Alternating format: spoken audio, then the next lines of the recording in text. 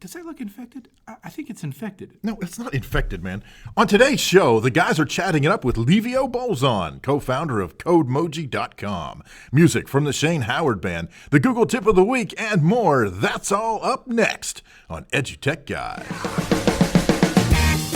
EduTech Guys Radio. Radio.edutechguys.com.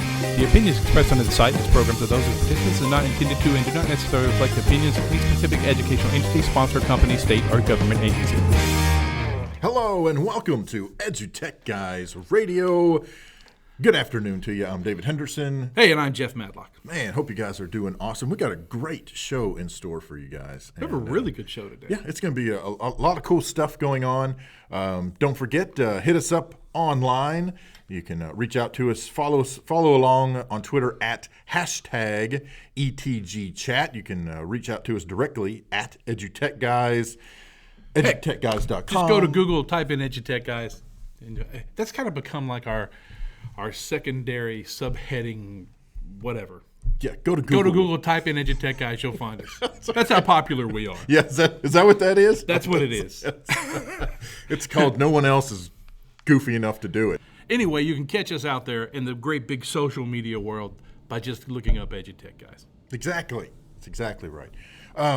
Just to kind of catch everybody up on what's happening, yesterday we had a group of folks here at the co-op working on their virtual reality kits that they're getting. That was an initiative put together through an agreement.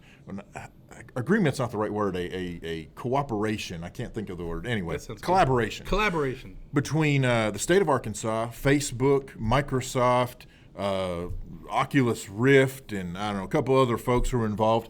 And so a lot of schools in the state are getting workstations with Oculus Rift sets. And, Alienware. Alienware, the machines are provided by Alienware. It's very, very cool stuff. That's pretty cool stuff. It is. And as popular as VR is, that's and in VR, virtual reality, augmented reality, mixed reality, that's really the future of, some stuff like, in fact, that goes right hand in hand with like this no school thing that we're going to talk about later in the interview we had with the CodeMoji guys. Yeah, and then earlier today, I actually was down in Texarkana and got to set up. They had a career fair going on, and got to set up the VR stuff. Took it down there and let students get their hands on it. There were students from Texarkana, Arkansas School District, and they got their hands on it and got to talk to them about careers that involve VR and different ways that virtual reality is being used in education and in careers. You look at things like where you have virtual surgeries going on, so you practice before you do it for real, and you kind of get in there and see what potential issues there are before cutting up a real person. So. Which always helps a little bit. A little practice there. That's right. It's really good. I've been using a doctor behind the trash dumpster at the Circle J in Mandeville, Texas. No, I'm kidding. He says he's a world-class surgeon. Yeah. Hey, anyway, listen, we're going to drop out to a quick commercial, and when we come back, we'll hit an interview with one of the co-founders of CodeMoji.com. Be right back after these messages. Bring the EduTech Guys live to your school or event. That's right. Contact at edutechguys.com or go to www.edutechguys.com and fill out the form. We'll be happy to provide professional development to your teachers. We'll provide in-class training to your students, or we can provide live coverage of your conference or event. Reach out to us, edutechguys.com. Hey, you're listening to the EduTech Guys. We're coming to you live from Southwest Arkansas Educational Co-op in Hope, Arkansas. And today on the show, we have a very special guest with CodeMoji.com. I'm going to let him introduce himself, tell us who he is, what he does, and all about CodeMoji, their cool coding platform, and their unique approach to programming. Hi guys, my name is Livio Bolzon, and I'm one of the founders of CodeMoji. And like you said, what we do is simple. We help kids learn computer science in a fun and different way than most of the platforms out there. Cool, man. Cool. So, how did you guys come about this? What's your mission? What was the mission of CodeMoji? Yeah, so my initial mission was really very simple. We just wanted to teach kids, mostly just more complex skills like HTML, CSS, and JavaScript, but still keep it fun, but keep the education level really high. Mm-hmm. So a lot of the platforms we saw, either they kept the kids really, really engaged and the education level came down a lot, or the education level was really high and it was really difficult for kids to have fun and be engaged, or the content that taught some of those concepts was really, really complex and little kids couldn't comprehend it. So get into a little bit about how you did that. Now, I won't give it away, but what did you guys use to entice kids to make it more fun? Yeah, so what we did was we used emojis because they're pretty big right now. And we also saw it kind of a couple of years ago. My partner saw that they were really coming to be a big thing. A lot of people were starting to build apps. A lot of big corporations were starting to get their stuff together to launch like different emojis and stuff. And we really saw it as a language that's not going away very soon. It's only growing. So it's only getting bigger. The younger kids, it's becoming more and more part of their culture. And the amount that kids are writing is going down, at least in the texting form. And they're really starting to use them a lot more. As I use emojis, as you do, pretty much everyone uses them now and knows what they are, from young kids to older parents. Yeah, well, I have to say, I've looked at the site and I even went through a little bit of the tutorial, and the emojis that you guys use are, I love the kind of play on words, play on pictures for some of that. Just for those folks who have not been to codemoji.com yet, or you're heading there now that we're saying it, you have things like a traffic light. And that's your HTML tags as the stop and go. That's what you've got to do. I love the fact that you use a turtle for title, just because you get that play on words. You get to make that association. It's not far. You have the panda head as your heading. I mean, like I said, I played with it a little bit. I was like, okay, this is actually kind of it's kind of fun. I mean, it really was. Even for somebody who's kind of old school, text editor, it was kind of neat. Yeah, no, we definitely, especially the initial product is definitely really supposed to be really fun, really different. And we just want to really get kids involved. And, making that small correlation will later on make the correlation a lot better as you move through the lessons and onto the more advanced lessons. They're still starting to really put the T and the title and all that stuff together. And we've seen it work a little bit better, with going from something really simple to something really complex in just probably a span of 20 or 30 minutes. Yeah. Wow. So in later lessons, do you guys, as you move forward into harder and harder lessons, do you migrate away from emojis into just the text-based? Yep. Yeah. So we do move away from it pretty fast, because we see it being as like basically an on-ramp, a really fun on-ramp. But then we still want the kids to really learn some complex skills. So like in our second set of just HTML tag lessons, we then have the kids still dragging them because the typing proficiencies are pretty low, but now they're dragging the actual HTML tag. And then once they drag it in, they have to close it. So it might both be an HTML opening and closing, but they actually have to click the HTML closing part of it again to change the color of it, and that'll make it a closing tag, and you can see how that works in there. So you guys are using coding and stuff, coloring and everything to help them debug as they go along also. Yeah, we're using a lot of colors to help them correlate. Like as you go through the lessons of the emojis, you can see we do the text on the side, and we're just putting in right now where those will actually be the colors that they then use in the correlating lessons, the later ones. That's cool. Yeah. So do you guys build a lot of lesson plans for teachers? Or are there some stuff, so if a tutor or a teacher wants to start this, they can jump right in and pick some lessons and start building up maybe an entire 2 months or a semester or a year's based off of it?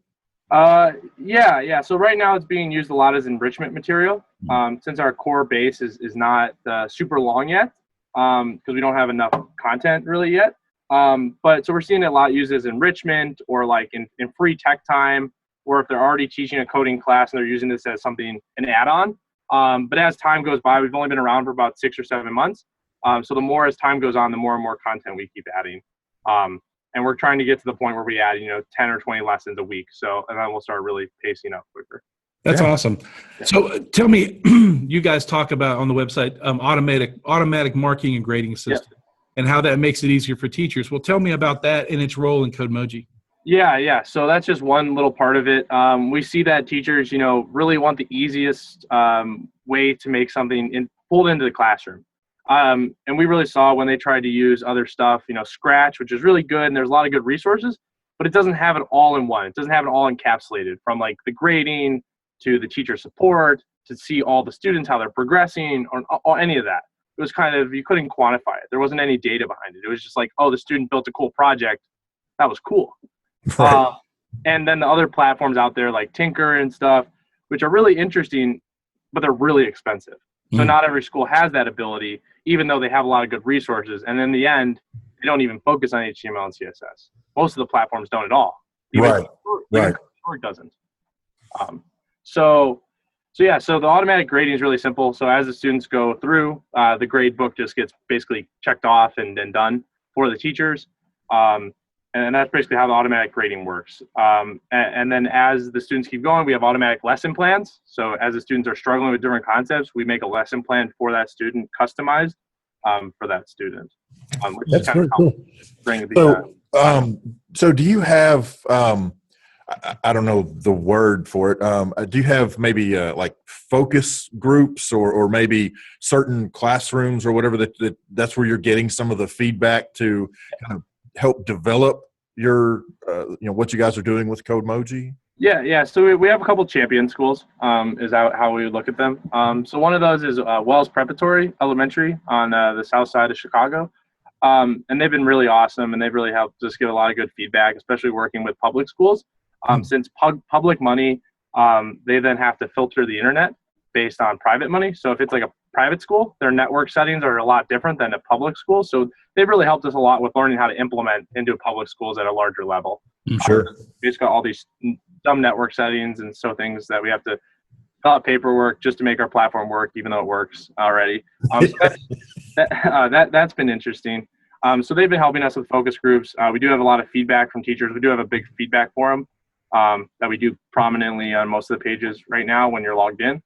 Along with, we try to engage with all of our teachers. So as new teachers sign up, we try to engage with them, see if they need anything, helping get set up or whatever. And then the teachers that add larger amounts of students, we do engage with them and ask like, hey, how is things going? Or so on. Yeah. So we try to engage as much as we can with the teachers. And the more classrooms and schools we keep getting into on a local level, even though we're doing it on a national level, I can't be in Canada. I can't be in the UK. But as we do it more on a local level and start getting bigger, we are getting more and more feedback. Yeah, that's cool. So you personally, you're passionate about this. How does this represent what you went through as a younger student? Yeah, so obviously as a younger student, there was no coding thing. I went to pretty good schools, but their focus was just in a different place. Really core subjects. Computer science was basically an afterthought, and it really still is with large amount of the schools we talk to. Either they have nothing or they have almost nothing. Or some of them have something, but that number of schools that have something is very, very small. And it's really centralized mostly to California, as a lot of the competitors are out in the space in California. So usually people like to start where they live or their company is. Right. A lot like Palo Alto and a lot of the Palo Alto school districts and California is getting saturated with like products. Not just ours, but just any products. But yeah, I mean, a lot of schools just aren't there. And the rural schools and the schools in the inner cities are really getting left out of this, especially too. Right. Yeah. Just because the upside's not as high. So kind of continuing this train of thought for your personal journey through this. So how did you make that, I don't know, that leap from, basically, you went through having essentially nothing, and obviously you enjoyed coding. So at least I'm assuming so. And to wanting to launch a program specifically aimed at students who may not have access, just like you didn't have access. Yeah, so I think it really came about when I was in college. I was like a first semester sophomore. And basically I had been messing around with a bunch of websites and e-commerce stores and so on. I was really getting interested. So I was taking some CS classes, computer science classes. And it really hit me. I'm like, well, why didn't I learn this earlier? This stuff is pretty simple. So I really believe that like little kids could comprehend this information, but right now people didn't believe them. They couldn't do it because most of the people building software like this are older. You know, they are in their older ages. So they're like, they don't believe kids really have that, can do it. Right. And we're like, no, they can do it. So basically what I did a little prematurely is I left school with just a little bitty idea. And we basically gave ourselves a year to build a startup, build user base, and try to raise some money. So we're on that journey right now. And we're doing a pretty good job. So I'm not huge in computer science, so I did have to go build a little team, get some partners, get some advisors, and we've really grown and gone from there. Yeah. So let's talk about that a second. If you don't mind, first tell us your age. Yeah, so I'm 20 years old. Okay, so you're a young entrepreneur, and this is exactly what we like to see. I mean, you're an edupreneur, so that's one of our new key terms we like to talk about because it's an education. But you talk about that, about being a young entrepreneur, and I'm sure your partners are all probably young too, your co-founders. Yeah, most of them are pretty young, Yeah, so, talk about that, your imagination and, no bounds, just going for it and having the courage to just take that leap. That's a growth mindset is what it is. And so tell us about that. Yeah, so I've always been one of those people. When I was in high school, there's actually a thing called no schooling. I don't know if you guys have heard of it, but it's actually called no schooling. I didn't get to do it in high school. I wish I did because I think that would have been a lot more beneficial to me. But I really got to the point in college. I'm just like, we're not learning real stuff. Like I'm in these classes. My teachers are really old. They haven't done anything in 20 years. I'm taking these classes, and I just knew it was kind of just not real bullshit. So then what I did, I was just like, no, I believe it, I was literally naive. I mean, it's a lot harder than people think. I was like, we're gonna spend a year, we're gonna build a product, we're gonna launch it, we're gonna raise money, it's gonna be fantastic. And that was kind of a little naive on my part. But in the end, I've been happy that I did it because I'm learning so much more than I would in class. I mean, we're getting interns, we're getting inquiries from people that are older than us because they see we're doing good things. Mm-hmm. And that's really cool.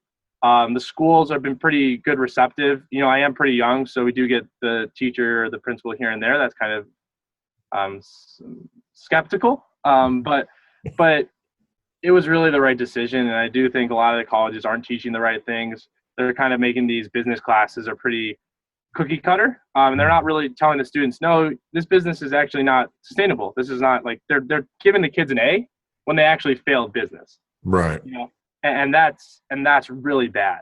And I see these kids, even in our space here, they get walked around in suits and stuff.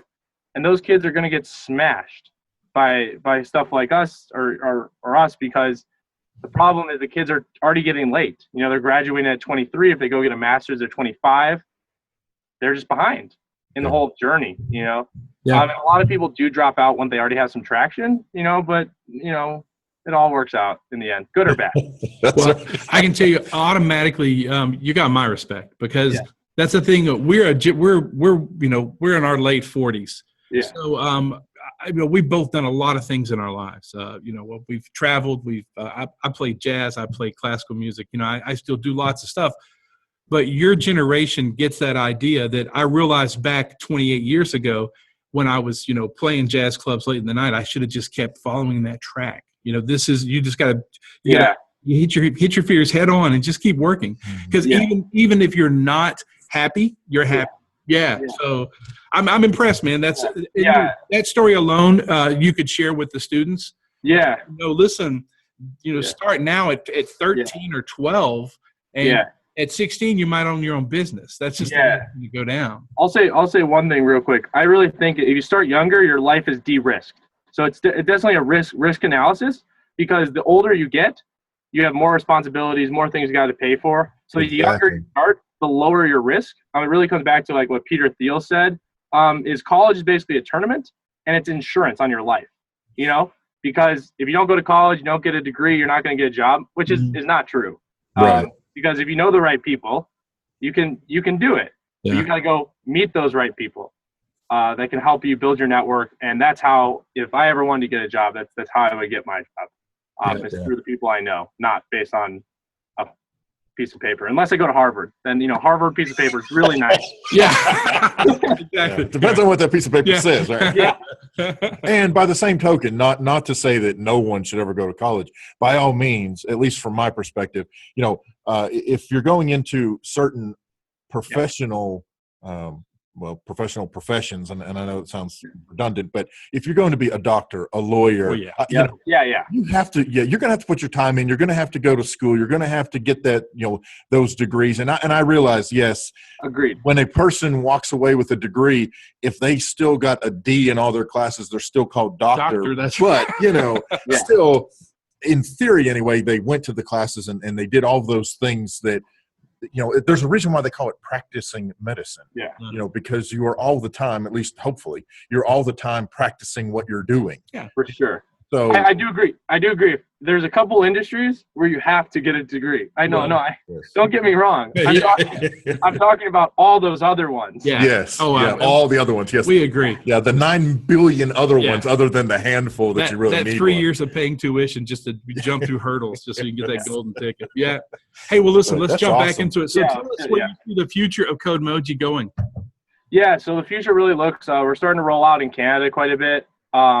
Because that's a big market, as well as the United States. It's less saturated, and I have good connections there. So we're doing that along with, signing up a lot more schools in the Midwest, schools I can physically go to. And we're just trying to expand. Bigger partnerships, bigger channel partners is really going to keep helping us grow. And then on the product side, just keep building the product as fast as we can. Again, we have small content base, and that's where we're spending so much time, new features. But our team is only about 4 people and only 1.5, 2 people kind of on the dev side. It's a pretty small team for how many schools we're trying to support and the product speed we're trying to build. And they're still in college, so this isn't like they're spending full time on it. It's part-time. So that's always the difference compared to us and then people that are spending millions and millions of dollars on this. And we're even starting to compete at a low level, obviously not at big level, but you can compete, even just being 4 guys, if you're smart enough, you can really piss them off pretty quick. So that's kind of where our goal is, really making our resources and tools for teachers as good as we can. And that's really what I think will set us apart. We really want to be an EDU first product, I think, and then support parents later on, where a lot of products went parent first, because you can really set up the metrics a lot easier with paid per click and so on, but really being EDU focused first and then bringing in the parents later. We do support parents now, but not at a super big level. Yeah, sure. Yeah. Okay, so let's talk contact. If folks want to get in touch with you, throw it all out there. Yeah, so my contact information is my first name is Livio, Livio, at codemoji.com. So that's CODEMOJI.com. Cool. Website is codemoji.com. Yep. They can find you guys on Twitter at CodeMoji. CodeMoji123 on Twitter. Yeah. Awesome. Thank you. Thanks, man, for being on the show. Yeah, no, it's been fantastic talking to you guys, and I could probably learn a lot from all the experiences you guys have been through. Oh, well, thank you. And we're very proud of what you're doing there. Awesome. Keep up the good work. Yeah, we'll and hopefully we'll reach out to you over the course of the next year or so and see what you guys are up to. Get you back on. Awesome. Thank you very much for you guys' time. Have a good rest. Thanks. Have a good one, man. All right, thank you so much to Livio Bolzon for talking with us and visiting with us. Up next, we've got music from the Shane Howard Band, and this is Texas Rain. Texas rain keeps falling on me, clouding my heart with misery, washing my hopes and dreams away. This Texas rain is driving me away. Driving me back to the one I love, the one I said I'd never think of, making me want her like we used to be. Thinking with my heart and not my head. Texas rain keeps falling on me, clouding my heart with misery, washing my hopes and dreams away. This Texas rain is driving me away. There's something in the air of these Texas skies. They finally made me realize. Come to my senses and leave her behind. 'Cause a good woman is so hard to find.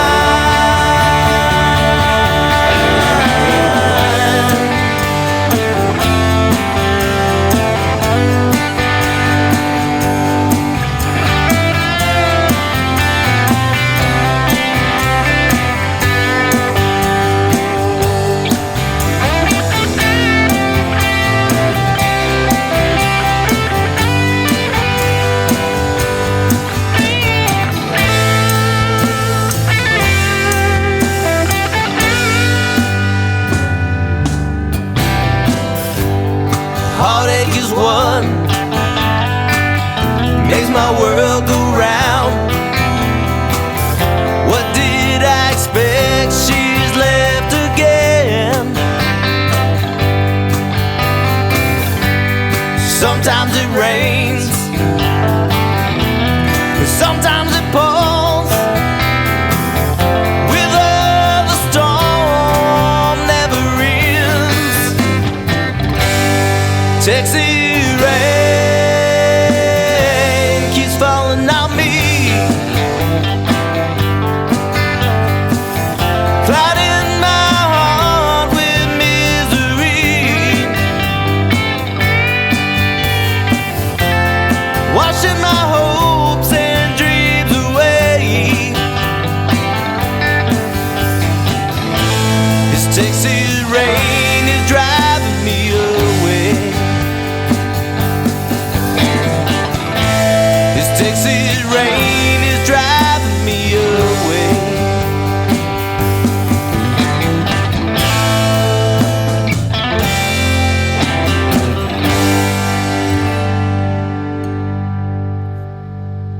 Hey, that was Shane Howard Band and Texas Rain, one of our favorite artists here on the EduTech Guys show. Been a great show so far, and it's only going to get better. One of the cool things that's coming up is you can catch us tonight on EdChat Interactive. Yeah, that's right. Coming up at 8 o'clock Eastern Time, 7 o'clock Central, and then fill in the rest of those. We will be at edchatinteractive.org. You can hop over there and fill out the form if you want to join us live. It is a live video and audio chat, and Jeff and I will be talking about politics of education. The topics of politics of education. The topics. Anyway, I don't know what he's doing. He's losing his mind. I've lost my mind. No, it should be a lot of fun. Yeah. You never know what I'm going to say. Well, no, I never know what David's going to say. If you get David riled up enough, he'll. Politics is one of those things that's gonna. It's really interesting. I think our politics are pretty much in line with each other's concerning education. And yeah, I would tend to agree. Although one of the things that we're able to do is if the situation arises and there's a need for it, one of us can always play devil's advocate. Oh yeah, to the other one. That's true. We do that all the time anyway. So it's our bread and butter. Yeah, that's right. Well, that brings us to what time it is. It's time for the Google Tip of the Week. So today on the Google Tip of the Week, a couple of days ago, Google released some interesting stuff on active listening apps on Chromebooks for students. Now, if you don't know what active listening is, and if you're listening to us, you know what active listening is. It's what David and I do. It is also our bread and butter. We have to actively listen while we're doing an interview so that we're learning and understanding what we're talking about. And active listening, which is different than passive listening. Most of our kids nowadays do a lot of passive listening. You tell me, you see kids with headphones in their ears listening to music and stuff. And that passive listening is also handy because they do learn all the lyrics. True. Now, active listening is a really big deal too. So Google, to support active listening skills, they spoke with a lot of educators around the country about the most helpful active listening apps to use with Chromebooks. And the two that kept popping up were Fluency Tutor and ListenWise. These apps, they integrate active listening into the classroom and lessons, and both apps can be used across a range of grades and subjects. Now, what's cool is Fluency Tutor, which is developed by Text Help, lets students record themselves. So reading different types of text like web content, Google Docs, and like other 500 different leveled reading passages. So they've gotten kind of into it to see what's going on. Then they can listen to themselves and reflect on it before they submit it to the teacher, which is pretty cool stuff. Yeah, it's very cool that's a really neat one. A lot more to be found on the website, which we'll tweet out during the show. Yeah. Go ahead and ListenWise. And ListenWise is actually a collection of podcasts and public radio stories featuring NPR content that helps improve students' listening comprehension, and it also helps draw them into the world around them. So very, very cool stuff. Students, they'll listen and read along with the transcripts. They can even slow down the recording to get a better grasp on some of those complex concepts, or if you've listened to different radio programs, for example, this one even, sometimes different folks, they speak at different speeds. And so sometimes you need to go back and be able to slow that down. But, it helps improve student comprehension, understand, story's main idea, vocabulary, and also gives them the tools to help summarize what's going on in the story. So very cool stuff. Very cool stuff. So that's our Google tip of the week. I think it's pretty relevant, active listening. Like I said, David and I, we do it constantly. Yeah. That's what we do. We listen, and we try to retell your stories the best way we can. That's right. Absolutely. So, hey, it's been a great show today. We hope you've enjoyed it. Yeah, man. Thank you very much for tuning in and catching up with us. Hey, and what's really interesting is that file was not infected. I'm David Henderson. Hey, and I'm Jeff Madlock. We'll see you next time. You've been listening to EduTechGuys Radio, radio.edutechguys.com. The opinions expressed on this site and its programs are those of participants and not intended to and do not necessarily reflect the opinions of any specific educational entity, sponsor, company, state, or government agency.